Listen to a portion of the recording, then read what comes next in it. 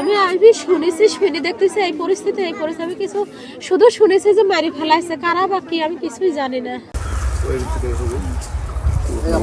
পাবনার ঈশ্বরদীতে আলাদা স্থান থেকে দাদি নাতনির মরদেহ উদ্ধার করেছে পুলিশ। 28 ফেব্রুয়ারি শনিবার সকালে উপজেলার দাসুরিয়া ইউনিয়নের ভবানীপুর উত্তরপাড়া গ্রামে এ ঘটনাটি ঘটে। এ ঘটনায় এলাকায় শোক ও উত্তেজনা বিরাজ করছে। কোনো পূর্ব শত্রুতা নাই।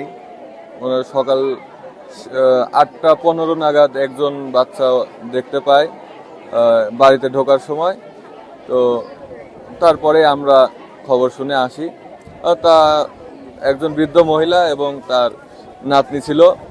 ওনাদের কোনো পূর্ব শত্রুতা আমরা জানা নেই। স্থানীয় সূত্রে জানা যায়, গভীর রাতে ওই বাড়ি থেকে কান্নার শব্দ শোনা গেলেও কিছুক্ষণ পর তা থেমে যায়। সকালে বাড়ির উঠানে দাদি সুফিয়া খাতুনের রক্তাক্ত মরদেহ পড়ে থাকতে দেখা যায়। পরে খোঁজাখুঁজির এক পর্যায়ে পাশের সরিষা ক্ষেত থেকে নাতনি জামিলা আক্তারের বিবস্ত্র অবস্থায় মরদেহ উদ্ধার করা হয়।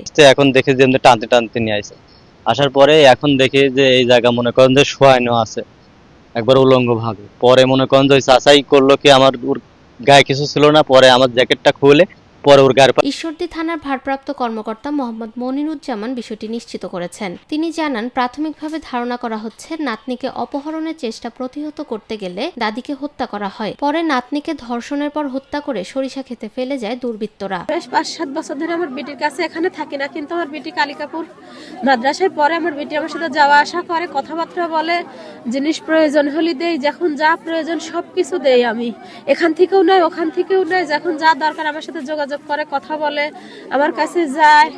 কোনো সময় কোনো কিছুতে আমার বেটিকে আমি অন্টুটি করিনি। বেটাররা কিছুই জানেনি, আর বোনে মারি ঠিক আছে এই পর্যন্ত কি জানি আমরা।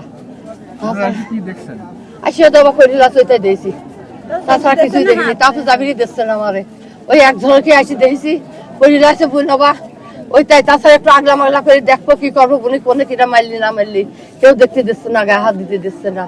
আমার বোনে আবার ওই বাড়ি নতুন বাড়ি করতেছে, সেই বাড়ির সবকিছু ওই বাড়ি সেই তার সিমেন্ট বলে নিতে আসে, একটা লাঠি চাল নিতে আসে আছে। ঈশ্বরদী সার্কেলের অতিরিক্ত পুলিশ সুপার প্রণব কুমার বলেন, ঘটনাটি গুরুত্বের সঙ্গে তদন্ত করা হচ্ছে এবং জড়িতদের আইনের আওতায় আনতে কাজ চলছে।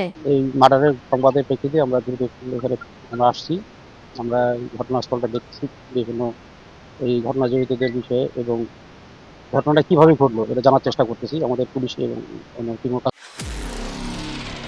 নিরপেক্ষ, সত্য প্রকাশে আপোষহীন।